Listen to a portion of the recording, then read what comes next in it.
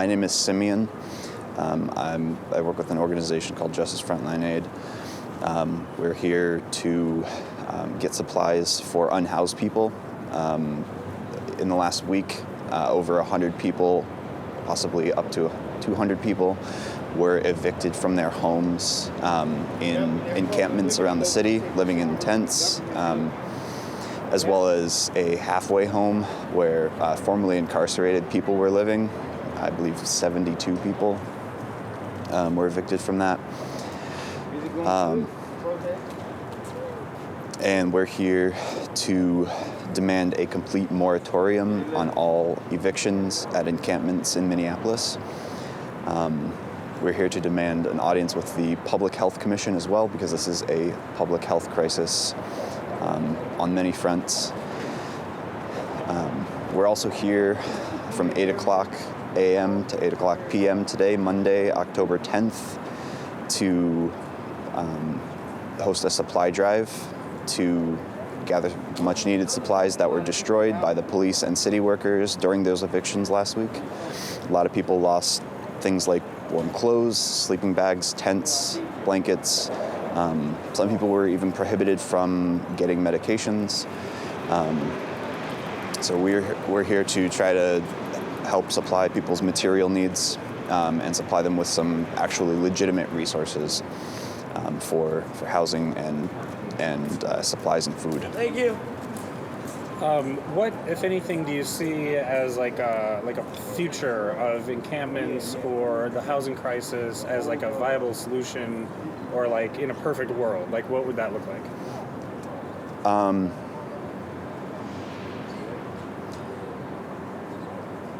Permanent, accessible housing, permanent, accessible, low-barrier housing. Shelters, unfortunately, have very restrictive guidelines, if beds are even available. Like I said, over 100 people were evicted in the last week, and as far as I know, there were 3 or 4 beds available in shelters. City workers often show up and say, you can go here, you can stay here, there's this shelter here, but those options often aren't actually available, and if they are available, many of the people in the encampments don't meet the requirements for like mental health or addiction history or legal history.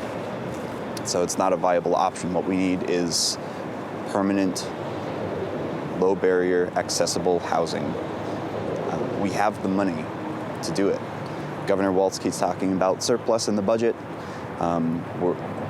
The city of Minneapolis spends untold thousands of dollars for hundreds of police officers to stand around and kick people out of their homes, private contractors to bulldoze their belongings and trash them. That money could go towards housing people permanently. We have so many unused buildings, housing that's available that's being unused because the barrier to entry is exorbitant rent prices. So the resources are there, the money is there, the funding is there, and the people are here, the needs are here. There's just, it's not connecting for some reason, and we're here to demand, number 1, moratorium on encampment evictions and permanent housing for people. Thank you. What would you say to people who might be at home watching this? They're used to, like, they see people in an encampment, and to them, when they see it, it represents a sense of lawlessness or the world going in a certain direction. What might you say to somebody, like, in a way that might change the way they see it? It could be you. It could be me. It has been me. Thankfully, I've never been on the street during the winter.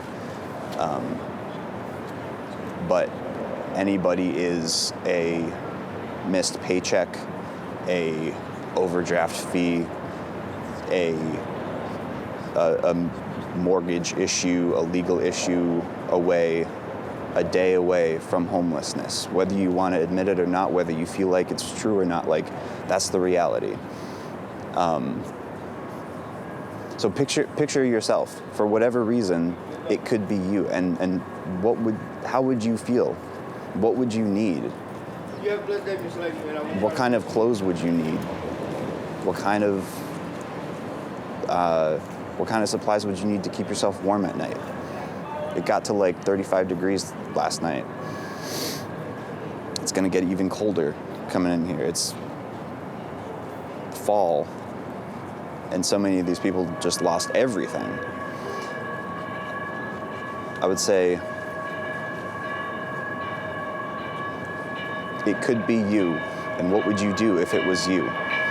The same thing can be applied to everybody here.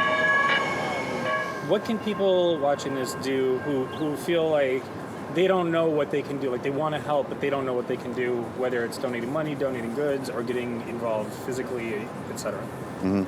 So there are a number of organizations in Minneapolis that are working constantly to legitimately meet people's needs, not to just show up with flyers to shelters that won't let them in.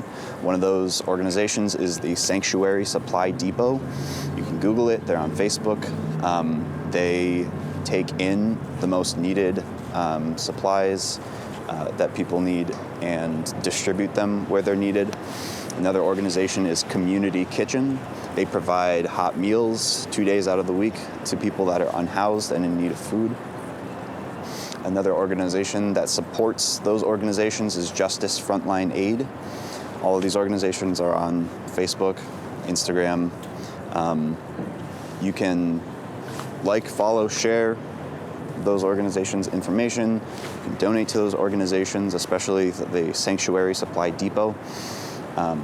And if you're seeing this today, October 10th, we'll be here all day, 8 o'clock a.m. to 8 o'clock p.m., taking the most needed supplies, which right now are blankets, tents, sleeping bags, hot hands, warm clothes, and portable heaters and fuel for them.